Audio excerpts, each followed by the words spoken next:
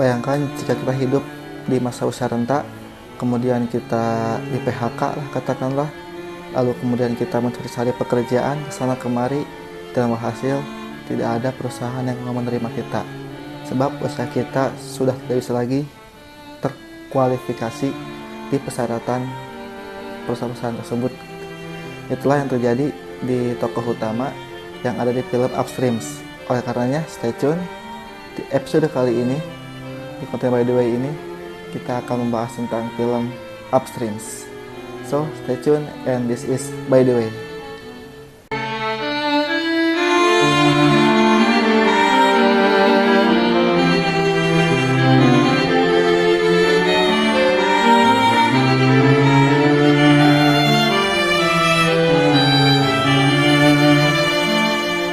Satu hal yang saya selalu teorikan bahwasanya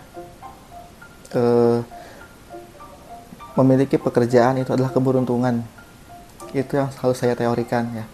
Silakan teman-teman bantah, atau kalau teman-teman ada yang tidak setuju silakan komen.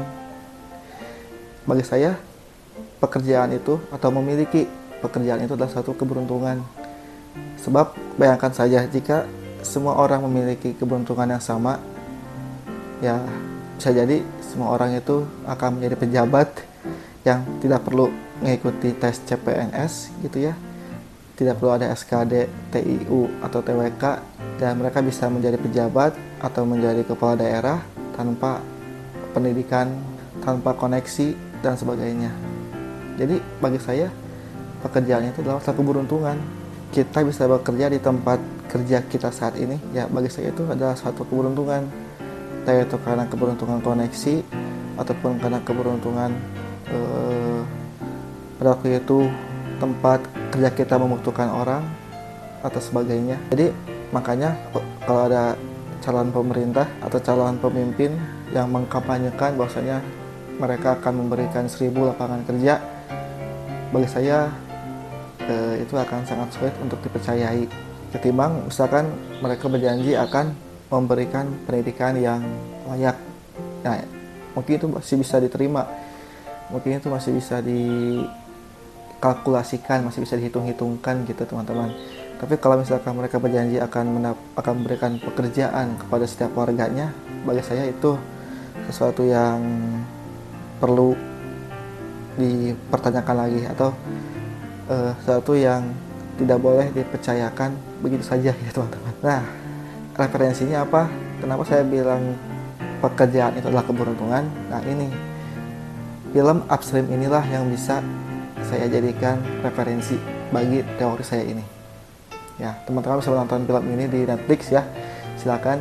Jadi di film ini itu ada satu tokoh, saya sebutkan namanya di sini, saya lupa lagi namanya, susah ya, namanya nama Cina, saya susah melafalkannya. Jadi dia itu seorang ahli IT lah ya, seorang pekerja atau seorang tenaga IT di satu perusahaan, yang dimana dia ini sudah berusia, ya katakanlah sudah usianya renta lah, sudah di masa-masa senja gitu, terlalu tua belum, sudah muda pun sudah tidak bisa lagi disebut muda gitu teman-teman.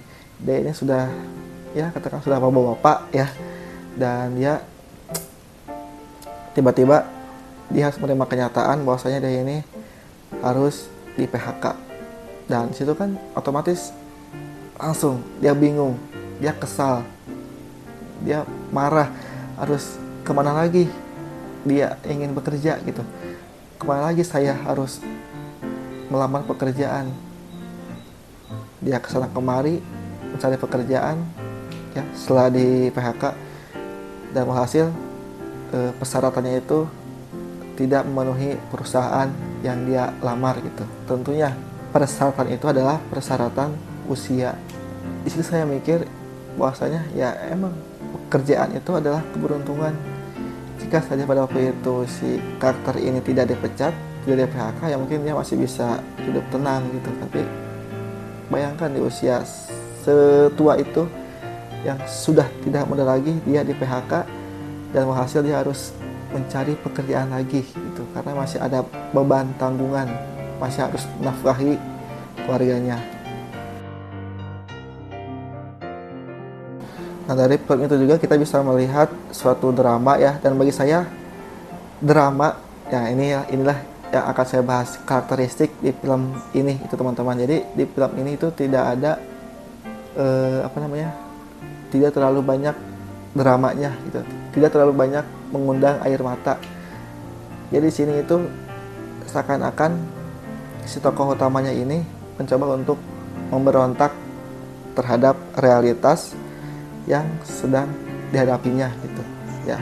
Jadi ketika dia di PHK, kemudian istrinya tahu dan seluruh keluarganya tahu dia di PHK, dia pun segera untuk mencari pekerjaan lain, dan suatu waktu dia mendapatkan satu kesempatan pekerjaan ya, yaitu menjadi seorang kurir online gitu teman-teman.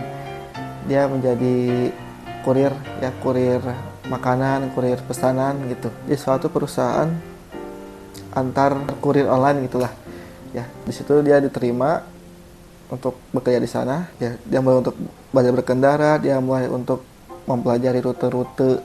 Jadi di awal-awal si drama itu emang ada gitu. Jadi saya yakin penonton, teman-teman yang akan menonton ini pasti akan sedih ya, melihat perjuangannya, melihat masa-masanya dia, masa-masa ketika dia menjadi seorang kurir online gitu. Dia kebingungan lah, dia nggak tahu rute, dia dimarahi pelanggan, dia harus mengejar waktu gitu ya, belum tahu celah lah teman-teman. Tapi setelah itu di pertengahan film mulailah ada pemberontakan gitu, pemberontakan si tokoh utama itu terhadap realitas yang sedang dihadapinya. Jadi dia tidak lagi mengambil kesedihannya, dia pun segera bangkit gitu. Dan untungnya di tempat kerjanya itu dia memiliki teman-teman yang sangat menarik gitu teman-teman. Jadi dia memiliki teman-teman rekan kerja yang istilahnya sangat friendly. Mereka sangat ingin membantu satu sama lain gitu. Jadi si tokoh utama ini dia mulai untuk bertanya-tanya lah kepada karyawan terbaiknya gitu ya, bagaimana caranya agar dia bisa tepat waktu gitu ketika mengirim pesanan, dikasih tahu lah gitu. Jadi tidak ada kompetisi atau tidak ada drama-drama seperti misalkan ada rekan kerja yang jahat gitu ya, atau bos yang jahat. Tidak ada teman-teman. Di sini semuanya realitas gitu. Dan bagi saya tokoh utama yang ada di film ini itu bukan hanya si tokoh yang ini gitu, bukan hanya si bapak-bapak yang ini, tapi bagi saya tokoh utamanya itu adalah seluruh pekerja yang ada di film tersebut.